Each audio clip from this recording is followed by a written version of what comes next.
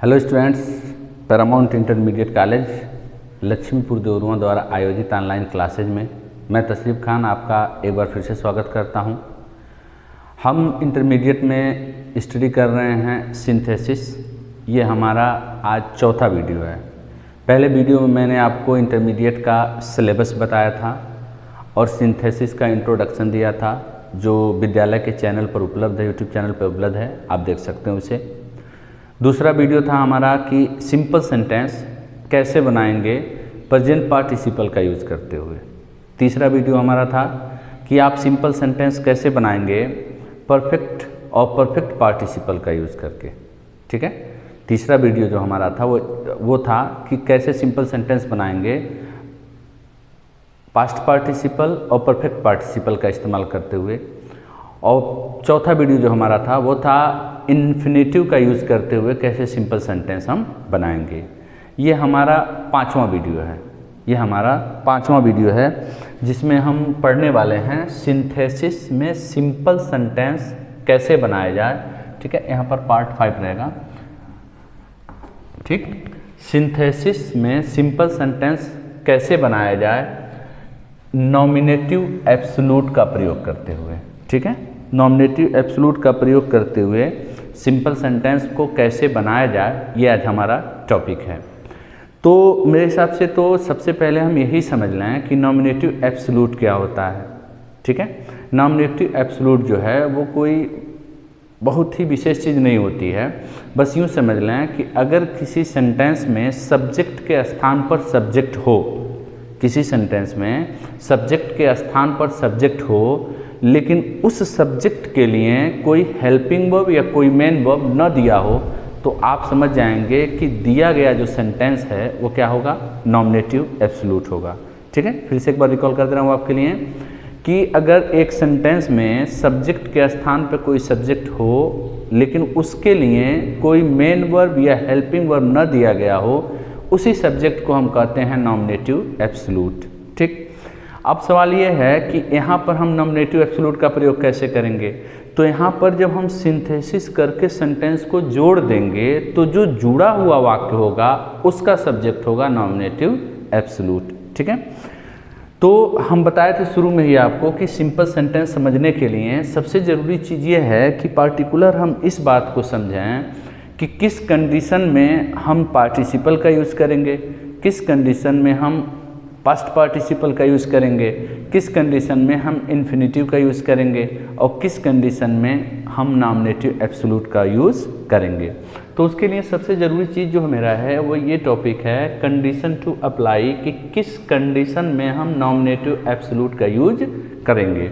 ठीक है, तो यहाँ पर थोड़ा सा ध्यान देने वाली बात है कि अगर दो सेंटेंस हों, दोनों सेंटेंस का सब्जेक्ट अलग अलग हो, लेकिन पहले सेंटेंस में किए गए क्रिया के कारण ही दूसरा सेंटेंस में जो एक्शन हुआ या जो काम हुआ वो हुआ हो।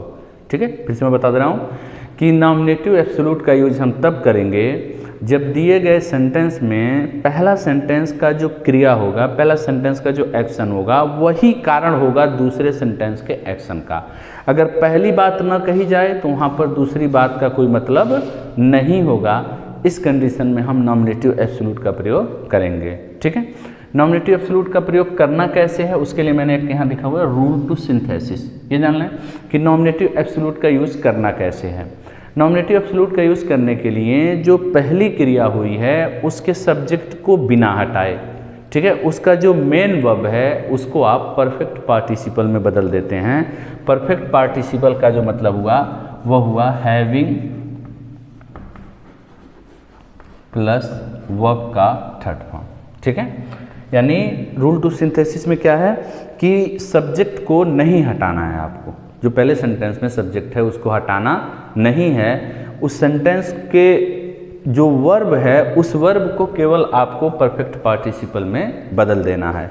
ठीक है, परफेक्ट पार्टिसिपल में कैसे बदलेंगे, हैविंग लिखेंगे और जो वर्ब दिया रहेगा उसका थर्ड फॉर्म यूज़ करेंगे। ठीक है, इस सेंटेंस को थोड़ा और ढंग से समझने के लिए हमने कुछ एग्जाम्पल लिखा हुआ है बोर्ड पे। यहाँ पर आप देखें, पहला सेंटेंस मैंने लिखा है कि यहाँ मैंने देखिए दो का पेयर बनाया है। तो यह केवल आपको समझाने के लिए यहाँ पर रखा गया है कि आप इस बात को समझें कि नॉमिनेटिव एब्सोल्यूट और पार्टिसिपल में क्या अंतर आ रहा है। इस चीज़ को समझाने के लिए मैंने बस ये दो पेयर बनाया हुआ है। मैंने पहले सेंटेंस में लिखा है कि राम इंटर्ड द क्लास, ठीक है, और दूसरे सेंटेंस में लिखा है ही ओपेंड हिज बुक। फिर दूसरे सेंटेंस में मैंने लिखा है कि the teacher entered the class, और फिर अगले सेंटेंस में मैंने लिखा है राम ओपेंड हिज बुक। आप ध्यान से अगर सेंटेंस को समझने का प्रयास करें तो आप देखेंगे कि पहले सेंटेंस का जो एक्शन है इंटर्ड और दूसरे सेंटेंस का जो एक्शन है वो एकदम से सेम है, एक ही एक्शन है, ठीक।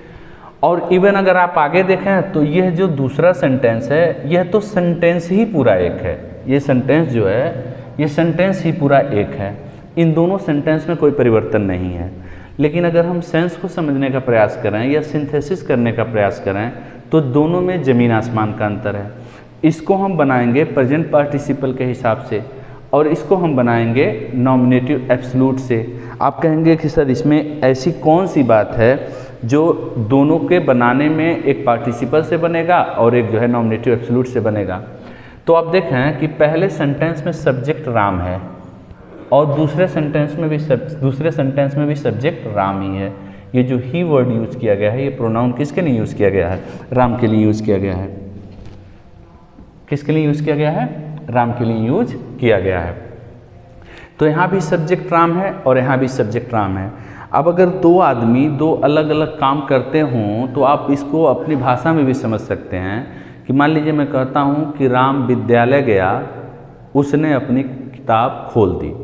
तो हम राम को एक बार यूज करके भी इस सेंटेंस को बोल सकते हैं कि राम विद्यालय गया और उसने अपनी किताब खोल दी। हमको दो बार राम बोलने की आवश्यकता नहीं पड़ती है। लेकिन दूसरे सेंटेंस को अगर आप समझने का प्रयास करें तो दूसरे सेंटेंस में हमारा सब्जेक्ट है टीचर, यानी इंटर कौन हुआ क्लास में? टीचर हुआ। और किताब खोलने का काम किसने किया? राम ने किया। तो क्या इस काम को हम दो बार जो है एक ही सब्जेक्ट से बोल सकते हैं? नहीं बोल सकते, क्योंकि अगर हम यहाँ राम लिखेंगे तो टीचर गायब हो जाएंगे और अगर टीचर लिखेंगे तो फिर राम खत्म हो जाएगा। जबकि यहाँ अगर हम राम लिख देते हैं तो हमें फिर ही लिखने की ज़रूरत नहीं है। हम कह सकते हैं कि राम ने कमरे में प्रवेश किया और उसने अपनी किताब खोल ली, ठीक है। लेकिन हम ऐसे नहीं कह सकते हैं कि अध्यापक कमरे में प्रवेश किए और उन्होंने अपनी किताब खोल ली, क्योंकि किताब खोलने का काम राम ने किया और प्रवेश करने का काम टीचर ने किया, ठीक है। तो यही अंतर है। आप देखें तो पार्टिसिपल ही तो बना रहे हैं। अब जब इस सेंटेंस को हम सिंथेसिस करेंगे तो इसके वर्ब को हम क्या कर देंगे? पार्टिसिपल में बदल देंगे। लिख लेंगे कि हैविंग एंटर्ड द क्लास, कामा, ठीक है, और राम ओपेंड हिज बुक। तो पढ़ने वाला समझ जाएगा कि यहाँ सब्जेक्ट नहीं दिया हुआ है।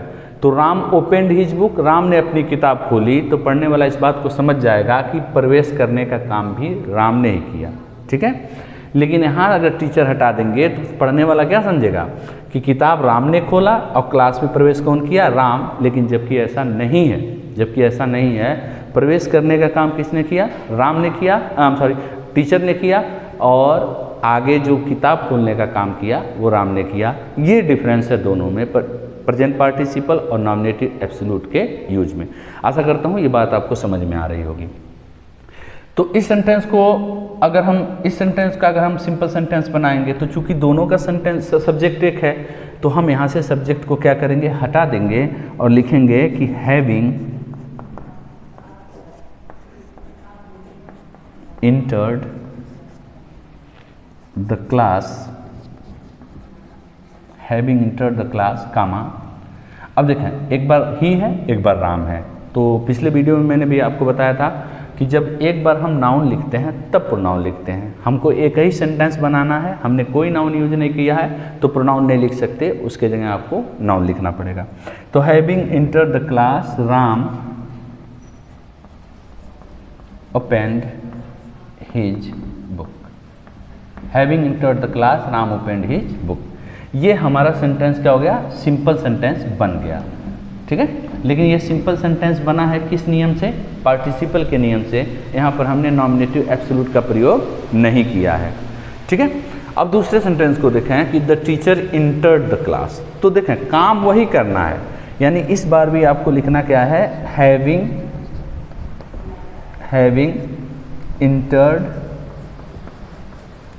entered the class, comma Ram open his book. ये दूसरा सेंटेंस यही उतार लेना है। लेकिन इस बार सेंटेंस गड़बड़ हो गया। क्यों? क्योंकि राम ने किताब खोला था और राम ही कमरे में प्रवेश किया था, लेकिन दूसरे सेंटेंस में प्रवेश करने का काम टीचर का था, इसलिए आपको यहाँ पर द टीचर लिखना पड़ेगा। इसलिए आपको यहाँ पर क्या करना पड़ेगा, द टीचर लिखना पड़ेगा। अब आप समझ लीजिए कि मैंने क्या बताया था शुरू में आपको कि नॉमिनेटिव एब्सोल्यूट उस सब्जेक्ट को बोलते हैं जिसके पास अपना हेल्पिंग वर्ब या अपना मेन वर्ब नहीं होता है। तो अब यहाँ पर जो टीचर है ये सब्जेक्ट के स्थान पर है। हैविंग क्या है, पार्टिसिपल है। तो टीचर के पास यहाँ न तो मेन वर्ब है और न ही हेल्पिंग वर्ब है। अब इसी टीचर को क्या कहा जाएगा, नॉमिनेटिव एब्सोल्यूट का सब्जेक्ट। उसी को क्या कहा जाएगा, नॉमिनेटिव एब्सोल्यूट। ठीक है, आशा करता हूँ कि ये बात आपको समझ में आ रही होगी। अब इसी सेंटेंस पे एक और एग्जाम्पल मैंने आगे लिखा हुआ है, उस एग्जाम्पल को देखते हैं।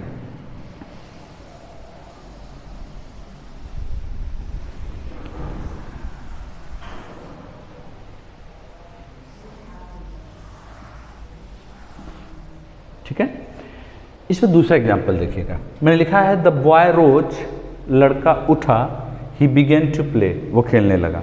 लड़का उठा वह खेलने लगा। ठीक है, लड़का उठा वह खेलने लगा। तो पहले सेंटेंस में सब्जेक्ट कौन है, लड़का। दूसरे सेंटेंस में सब्जेक्ट कौन है, ही, जो लड़के के लिए इस्तेमाल किया गया है।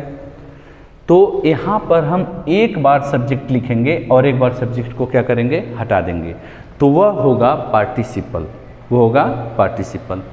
दूसरे सेंटेंस में देखा है द सन रोज, इस बार उठने का काम, निकलने का काम किसने किया, सूरज ने किया। ठीक है, और the birds began to fly, और पक्षियाँ क्या की, पक्षियाँ उड़ने लगी।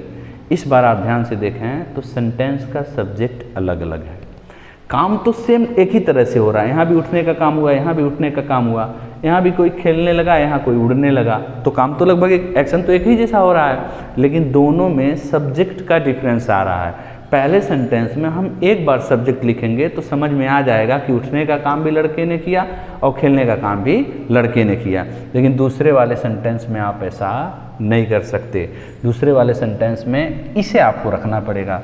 तो अब कहाँ रखें, कैसे रखें, उसके लिए आप देखेंगे कि पहले सेंटेंस को जब हम करेंगे, दोनों को मैं बारी बारी कर रहा हूँ, जबकि वो मैं पढ़ा चुका हूँ पहले दूसरे वीडियो में, लेकिन फिर भी मैं उसको कर दे रहा हूँ ताकि आपका रिवाइज भी हो जाए और चीज़ें आपके दिमाग में क्रमबद्ध तरीके से बैठ जाएं।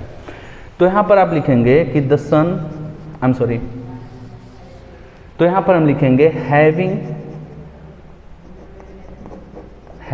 राइजन। ठीक है, having risen comma the boy, यही किसको लिखेंगे, देखें ऊपर मैंने आपको बताया था कि राम लिखा गया था, तो नाउन है तो नाउन लिखा जाएगा। The boy began to play, the boy began to play। ठीक है, सेंटेंस बन गया। अब कोई अगर आपसे पूछे कि भाई उठा कौन, तो आप कहेंगे सर जब एक ही सब्जेक्ट है तो यही उठा होगा। और पूछा जाए खेलने कौन लगा, तो आप कहेंगे सर जब एक ही सब्जेक्ट है तो खेलने का काम भी लड़के ने ही किया होगा। ठीक है, यही चीज़ आप नीचे लिखेंगे कि हैविंग, ठीक है, ये चीज़ क्या लिखेंगे, having risen comma the birds began to fly, the birds began to fly। अब डिफरेंस क्या आ रहा है, इसमें प्रॉब्लम क्या हो जा रही है, प्रॉब्लम ये हो रहा है कि ठीक है, उड़ने का काम किसने किया, पक्षियों ने। निकलने का काम किसका था, पक्षियों का कि सूरज का। तो आप कहेंगे नहीं सर सूरज का, तो फिर यहाँ पर आपको सूरज लिखना पड़ेगा। और जैसे आप यहाँ सूरज लिखेंगे, ये छोटे लेटर में हो जाएगा और आप लिखेंगे द सन। क्या लिखेंगे आप, द सन। ठीक है, अब ये जो द सन है यही है नॉमिनेटिव एब्सोल्यूट का सब्जेक्ट, क्योंकि इसके बाद न तो इसके पास हेल्पिंग वर्ब है न मेन वर्ब है। ये वर्ब जो है ये पार्टिसिपल का वर्ब है। एडवांस वर्ब एडवांस में आपने नहीं, वर्ब एडवांस का वीडियो मैंने नहीं डाला अब तक, तो वर्ब एडवांस में आप इसको पढ़े होंगे पार्टिसिपल को। तो यही है हमारा नॉमिनेटिव एब्सोल्यूट। ठीक है, नॉमिनेटिव एब्सोल्यूट कोई पार्टिकुलर चीज़ नहीं है। जैसे इन्फिनेटिव क्या है, टू लगा देंगे इन्फिनेटिव बन जाएगा। प्रेजेंट पार्टिसिपल क्या है, वर्ब में आईएनजी जोड़ देंगे प्रेजेंट पार्टिसिपल हो जाएगा। पास्ट पार्टिसिपल क्या है, वर्ब का थर्ड फॉर्म कर देंगे पास्ट पार्टिसिपल हो जाएगा। परफेक्ट पार्टिसिपल क्या है, हैविंग के साथ वर्ब का थर्ड फॉर्म कर देंगे तो परफेक्ट पार्टिसिपल हो जाएगा।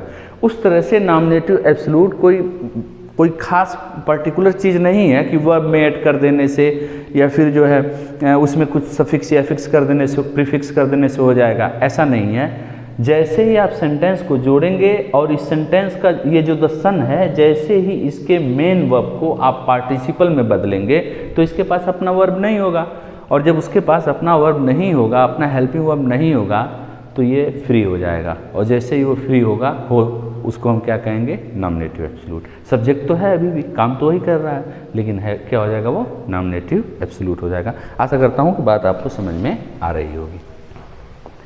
थोड़ा सा और आगे चलते हैं। यहाँ पर देखें मैंने एक स्टार बना दिया है, मैं लिखा है the bank was closed. Bank क्या था, बंद था। आई कुड नॉट गेट मनी, मैं धन ना पा सका। मैं बैंक बंद था, मैं धन ना पा सका। तो सबसे पहले देखें क्या उस कंडीशन को अप्लाई कर रहा है। पहले सेंटेंस में जो घटना हुई उसी के कारण दूसरी घटना नहीं हुई। तो मैंने क्या बताया था कंडीशन टू अप्लाई में कि पहले सेंटेंस में किए गए कार्य के कारण ही दूसरा कार्य होता है या फिर नहीं होता है। ठीक है, अगर बैंक बंद ना होता तो ये काम नहीं हुआ होता।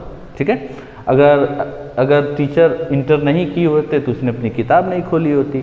अगर सूरज नहीं निकला होता तो पक्षियाँ उड़ नहीं रही होती।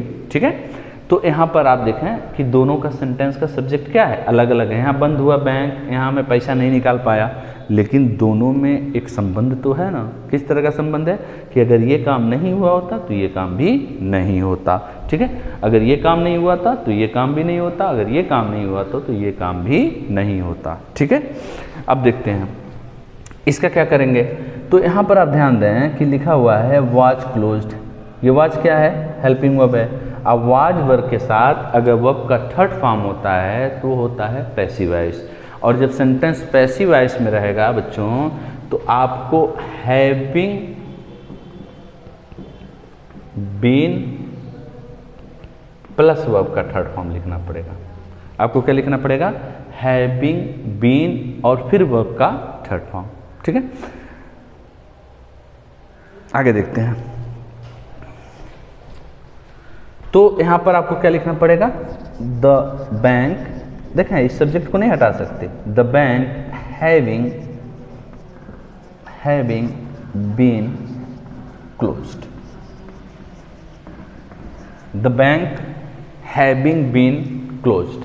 ठीक है, अभी देखें बैंक यहाँ पर क्या था, वाज का सब्जेक्ट था, लेकिन जैसे ही इसकी क्रिया को हमने यहाँ पर क्या किया, पार्टिसिपल में बदला, ये क्या हो गया, सेंटेंस में फ्री हो गया। और जैसे ही वो फ्री हुआ वो क्या हो गया, नॉमिनेटिव एब्सोल्यूट हो गया।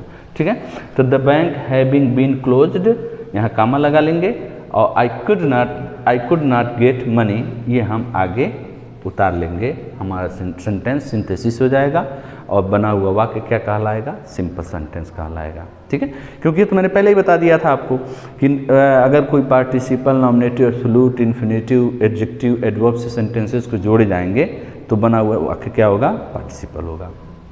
ठीक है, तो एक हो गया। और एक सेंटेंस मैंने यहाँ पर थोड़ा साइड में लिखा हुआ है, इसको मैं अब मिटा रहा हूँ। ये हमारा मिट गया। यहाँ पर लिखा हुआ है the weather was stormy, the airplane got late. अब यहाँ पर देखें दो काम हुआ, एक मौसम के तूफानी होने की बात कर रहा है और एक जो है एयरप्लेन के लेट होने की बात कर रहा है। पहले काम के कारण ही तो दूसरा काम हुआ। अगर यहाँ पर पहली घटना नहीं हुई होती तो दूसरी कैसे होती, कोई मतलब ही नहीं रहता इसका। तो इसको आपको बदलना होगा पार्टिसिपल में। तो आप ध्यान देंगे कि जब हमारा वर्ब बी होता है, यानी is, am, are, was verb, तो हम हैविंग बीन न लगाकर केवल बीइंग का प्रयोग करते हैं। बस थोड़ी सी बात आपको यहाँ पर ध्यान देनी होगी। सब्जेक्ट लिखना ही पड़ेगा क्योंकि दोनों सब्जेक्ट अलग हैं। तो लिखेंगे the weather being stormy stormy comma, और दूसरा सेंटेंस हम क्या करेंगे यहाँ पर उतार लेंगे। ठीक है, पहले वेदर क्या था, यहाँ पर वाच का सब्जेक्ट था, और जैसे ही उसके वर्ब को हमने पार्टिसिपल में बदला, ये हो गया स्वतंत्र, ये हो गया फ्री, और जैसे ही ये फ्री हुआ इसको हमने क्या नाम दे दिया, नॉमिनेटिव एब्सोल्यूट। ठीक है, आशा करता हूँ जो कुछ मैंने आपको पढ़ाया बेहतर समझ में आया होगा। जय हिंद, जय भारत।